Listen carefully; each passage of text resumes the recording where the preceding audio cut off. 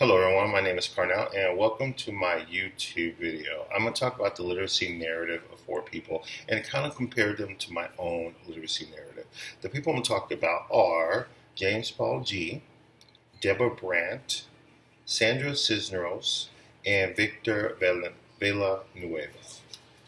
We're going to start with James Paul Gee, and he calls it discourse and linguistics. First, let's get the definition of discourse. And discourse means written or spoken communication or debate.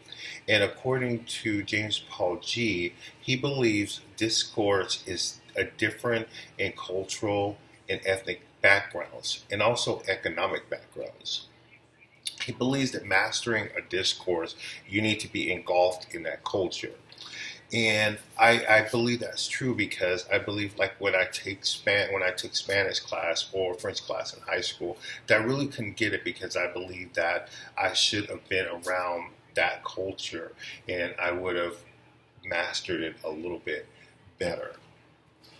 The next person we're going to talk about is Deborah Brandt, and she talks about sponsors of literacy. And she believes that sponsors of literacy are people that are around you in institutions. Example, back in the slavery days, sponsors of slaves back in the day were like the churches, the Baptist and Methodist church. And they taught them about the Bible and stuff like that. And basically that's where they learned a lot of their literacy. And in my own take on it, my stepfather, who was he was in college when he met my mom, and we were little kids. He used to take us to the library, and we would check out books, and that's where I believe I learned a lot of my literacy from, because he would, take us to the library, we'd check out books, and he was adamant about us reading a lot.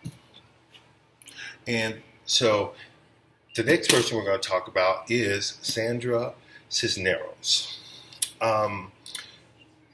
She believes that her sponsorship was misappropriated by her father because her father believed he was very machismo. Even though Sandra went to college, he felt that the woman's position and Sandra should be looking for a husband.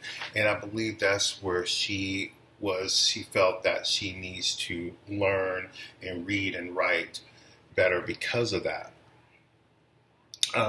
It reminds me of Gee's story because it is cultural, because like I said, the Latin culture is very machismo, and the male is supposed to take care of the family and the woman is supposed to, marry or bear children.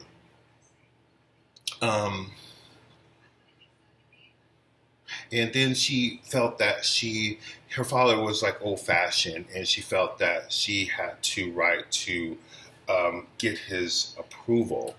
And I believe with me, her comparison with me,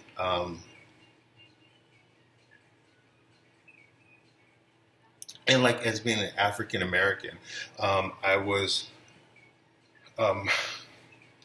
lived in low income housing at one point, and to me, I think it made me want to read and write better because society felt like people in that culture are not going to be literate. So that made me want to read and write and talk better. And the last person we're going to talk about is Victor Villanueva. He talks about his Puerto Rican descent and how he was a conflict of him being an English major and the conflict of his Latin language. And I believe just like with Sandra's story, Victor's is cultural because, it's very machismo, and I think that his conflict with that because of the machismo Latin culture.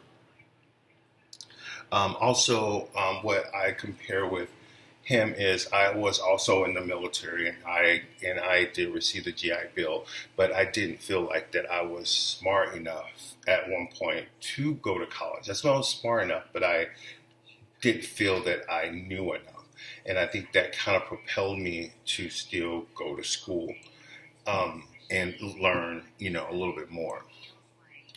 He also talked about how some of his professors would tell him that his writing was bad, and that kind of propelled him to write a little bit better.